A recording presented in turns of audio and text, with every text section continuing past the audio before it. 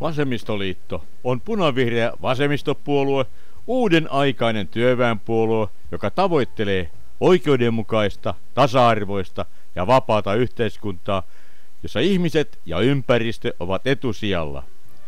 Vasemmistoliitto jatkaa työväenliikkeen suurta kertomusta, jossa me yhdessä olemme tekemässä muutosta.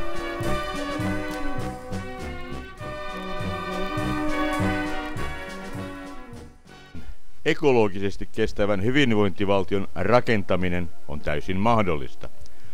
Tarvitaan uutta ihmisten ja luonnon hyvinvointiin keskittyvää politiikkaa, jossa ei nosteta käsiä pystyyn markkinoiden edessä, vaan toteutetaan konkreettisia parannuksia ihmisten elämään. Uusi politiikka vaatii toteutuakseen vahvaa kansalaistoimintaa ja laajaa yhteistyötä. Vasemmistolainen työväenliike on vuosikymmenen ajan taistellut työväen ja vähävaraisen kansanosan puolesta, ja monia upeita saavutuksia on voitu kirjata historian kirjoihin. Saavutuksista voidaan mainita muun muassa sairausvakuutuslaki, lapsilisät, työlainsäädäntö, peruskoulu-uudistus ja niin edelleen. Nyt porvaristo toimillaan pyrkii hävittämään jo rakennetun hyvinvoinnin. Yhteiskunnassa on ulkomaalaisen työvoiman hyväksikäyttö. Esimerkiksi rakennustyömailla tilanne on riistäytynyt käsistä. Epärehelliset suomalaisyrittäjät pyörittävät hämäriä Työväenliike ja koko vähävarainen kansa joutuu nyt puolustamaan saavutettuja suojaverkkoja.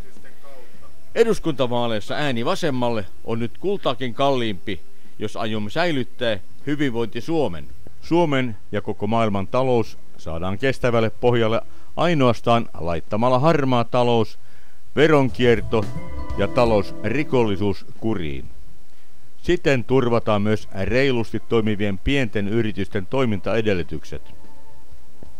Tuottavuuden kasvun rajat on ohitettu, kun vanhainkodeissa ei ehditä ruokkia vanhuksia eikä kouluissa ehditä keskittyä lapsiin yksilöinä, tai kun pienituloinen työntekijä tai yrittäjä joutuu tekemään ylipitkiä päiviä.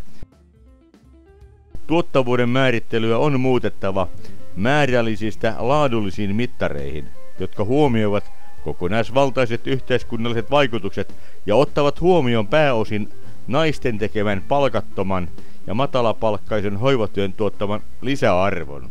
Vaasan ja Mustasaaren alueella Vasemmistoliitolla on 5 hyvää ehdokasta. Seuraavassa he kertovat omista vasemmistolaisista ajatuksistaan.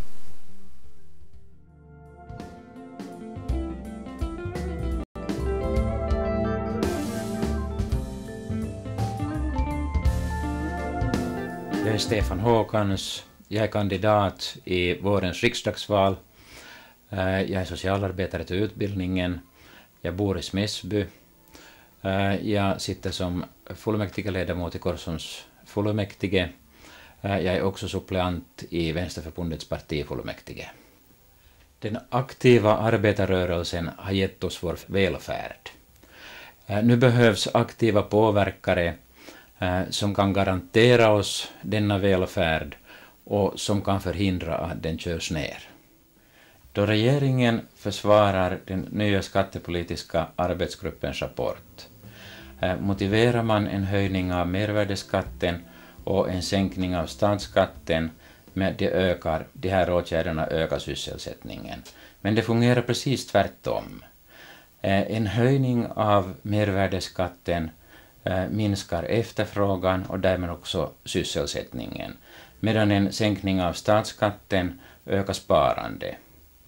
En sänkning av kapitalskatten igen ökar felinvesteringarna. Genom att ställa fattiga invandrare mot fattiga finländare försämrar man på lång sikt bådas socialbidrag. Statsbidragen till kommunerna bör höjas. Riks 8:s status bör höjas. Det brutna indexet bör förbättras. Arbetslöshetsersättningen, pensionerna, barnbidragen, studiestödet och utkomststöden bör höjas. Nya terminsavgifter skulle vara skadliga. De kvinnodominerade sektorernas löner bör absolut höjas.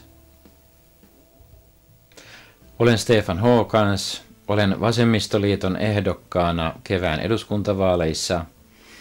Asun Sepänkylässä, ammatiltani olen sosiaalityöntekijä. Istun Mustasaaren valtuustossa. Olen myöskin Vasemmistoliiton puoluevaltuuston varajäsen. Aktiivinen työväenliike on aloitteellisuudellaan antanut meille hyvinvoinnin. Nyt tarvitaan aktiivisia edustajia, jotka pystyvät puolustamaan hyvinvoinnin ja myöskin estämään sen alasajon. Kun hallitus puolustaa uuden veropoliittisen työryhmän raporttia, perustellaan arvonlisäveron nostamista ja valtionveron alentamista työttömyyden parantamisella.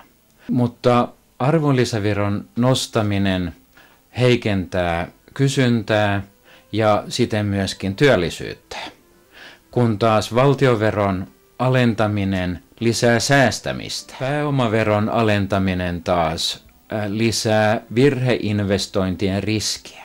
Kun asetetaan köyhä maahanmuuttaja köyhää suomalaista vastaan, niin pitkällä juoksulla molempien sosiaaliavustukset heikkenevät. Kuntien valtionavustuksia on nostettava. Vaasan seutuun on saatava lisää näitä valtiollisia toimintoja. Kasitien status on nostettava. Taitettu indeksi on parannettava. Eläkkeet, työttömyyskorvaukset, toimeentulotuki, opintotuki ja lapsilisä on nostettava. Uudet lukukausimaksut olisivat haitallisia. Naisvaltaisten alojen palkat on nostettava.